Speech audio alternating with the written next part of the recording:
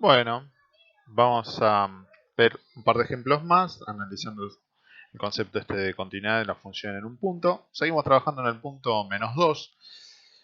Vamos a tomar esta función que está definida por partes, que dice que es la función lineal x más 1 cuando x es menor a -2. Es este tramo que está ya dibujado aquí.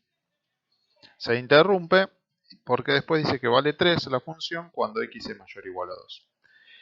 Del mayor igual, el igual hace que acá tengamos que cerrar el punto y bueno, trazamos la recta paralela al eje de las x por -3, por 3, perdón. Y dejamos abierto acá, porque como dice menor, -2, el -2 aquí queda abierto. Para -2 toca el que es igual, le toca el 3. Muy bien, supongamos que tenemos que hacer el análisis de la continuidad de la función en x igual -2. Entonces, habíamos dicho que habían tres condiciones. Condición 1, 2 y, a ver si hay lugar, 3. Entonces, primera condición, que exista la función, de hecho la llamamos h, bueno, que exista h en -2, por ejemplo. Bueno, h en -2. ¿Qué podemos decir? Existe h en -2 y h en -2, miramos acá el -2, acá está abierto que dice que no existe, pero sí existe acá, o sea que sí existe, vale 3. Existe, bueno, cumple con la primera condición. Vamos a la segunda condición. En -2 tenemos que analizar el límite. Analizamos el límite cuando x tiende a -2 de h de x. ¿Y qué podemos decir? ¿Que existe? Y según lo que habíamos analizado, para que exista el límite, los límites laterales cuando te acercas a -2 tienen que coincidir. Y acá vemos que si te acercas a -2 por la izquierda, te da -1. Y si te acercas a -2 por la derecha, te da 3. O sea que no existen los límites laterales, o existen los límites laterales, pero no coinciden. Al no coincidir sabemos que no existe la función. No existe el límite. Entonces ya ahí no cumplió con la segunda condición. Ya no puedo comparar, entonces ya no se va a dar esto de que h de -2 coincida. Entonces lo escribimos, pero simplemente para repasar que el tercer punto sería ver si coinciden. Y bueno, no coinciden en la función con el límite cuando x tiende a -2. Entonces, eh, nada. Pero creo que el punto clave está acá, ¿no? En que no existe el límite en este caso. Existe la función, pero no existe el límite. Justo porque aquí los límites laterales no coinciden. Entonces decimos que la función es -2, no es continua. Hay una discontinuidad. Vamos a esta otra que tenemos aquí al lado. Esta otra función, y igual 1 sobre x más 2.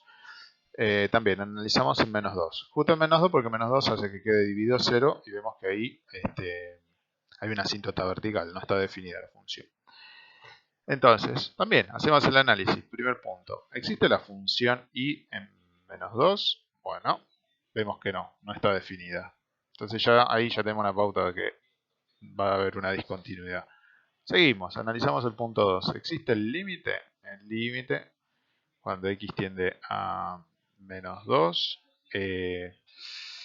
Y no existen ni siquiera los límites laterales, porque por ejemplo en la función de aquí al lado, los límites laterales existen. ¿Sí? Pero aquí ni siquiera existen los límites laterales, porque dan infinito. Recuerden que cuando dan infinito es como que no existe. O sea, si hago el límite por la derecha, no existe. Pongo así, no existe directamente. Hago el límite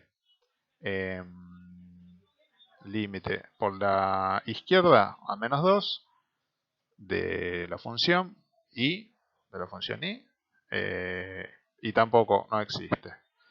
Pero no existen los límites laterales. Listo, ya no es continua la función, no existe, no está definida y encima los límites laterales no existen. No se puede ni siquiera comparar el primer punto, o sea, tampoco se va a dar esto, ¿no? Que se pueda comparar la función en -2 con el límite en x tendiendo a -2. Pero acá lo puntual está en esto, en que no se cumple el primer punto, y el segundo. Y en particular en el segundo, que si bien no existe el límite, ni siquiera existen los límites laterales. Con esto ya podemos hacer como una clasificación de la discontinuidad. Por ejemplo, volvemos a ver todos los ejemplos que teníamos de discontinuidad. Por ejemplo, volvemos a la función esta, la primera que habíamos trabajado, que vemos que no se cumple el primer punto. O sea, de las tres condiciones, no se cumple la primera condición. Porque existe después el límite, pero no existe la función del punto. Y gráficamente vemos ese salto. Cuando se produce esta discontinuidad, se dice que es una discontinuidad de tipo evitable. Evitable. Se clasifica así con ese nombre. La discontinuidad evitable. ¿Cuándo pasa eso? Cuando vemos en el dibujo que pega un saltito a la función, apenas un hueco. Y continúa, porque después existe el límite, pero no existe la función. Después vemos este otro caso, que vimos recién, donde